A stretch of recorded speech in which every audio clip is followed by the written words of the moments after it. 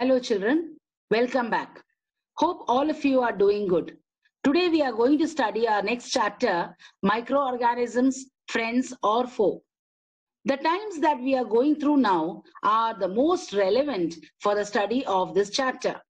As you all know children, we are at home due to a very small microorganism, that is the COVID, a virus that has disturbed all our lives. Don't you want to know a little more about the microorganisms? Well, they are very small organisms, so small that they cannot be seen with our naked eye. So children, be ready to learn more about microorganisms. Are they our friends or are they our foes? Are they our enemies? We will be seeing a video clip soon to help you to understand the lesson more. So happy viewing. An introduction to microorganisms. You might have observed that during the rainy season, moist bread gets spoiled and it gets covered with a grayish white patch.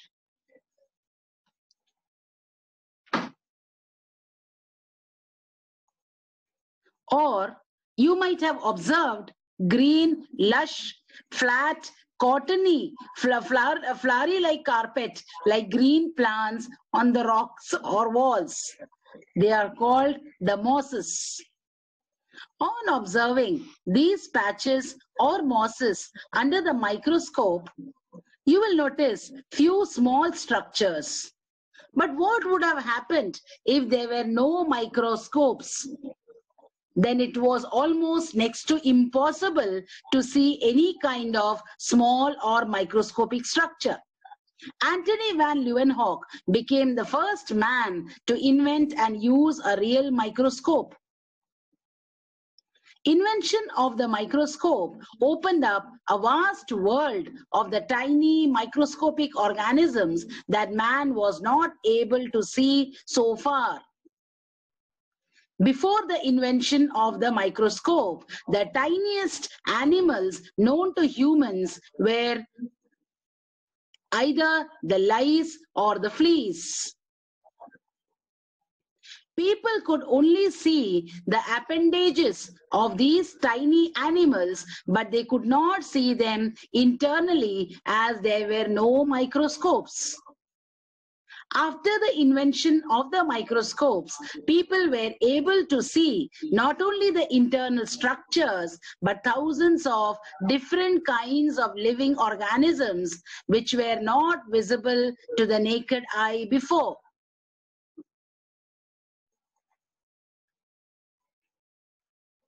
These tiny microorganisms, which could not be seen through naked eyes, but only under the microscope, are called as microbes or microorganisms, where micro means small and organism means living being.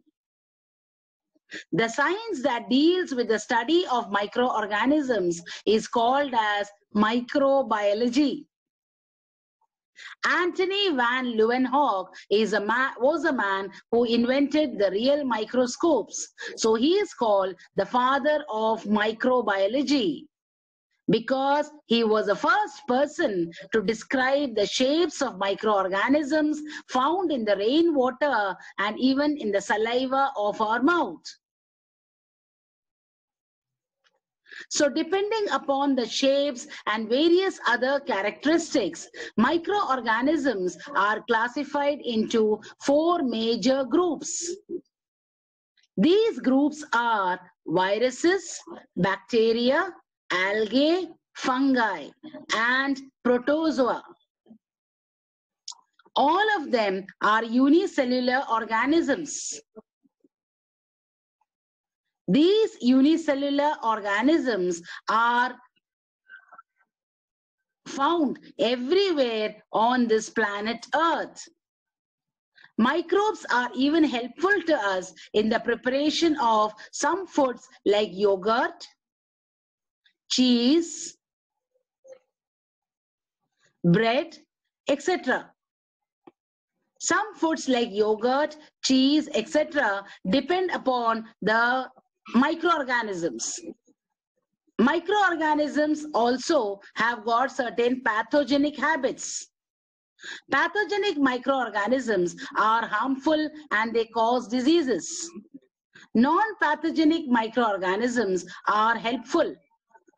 In food industry, in the leather industry, in the pharmaceutical industry, etc.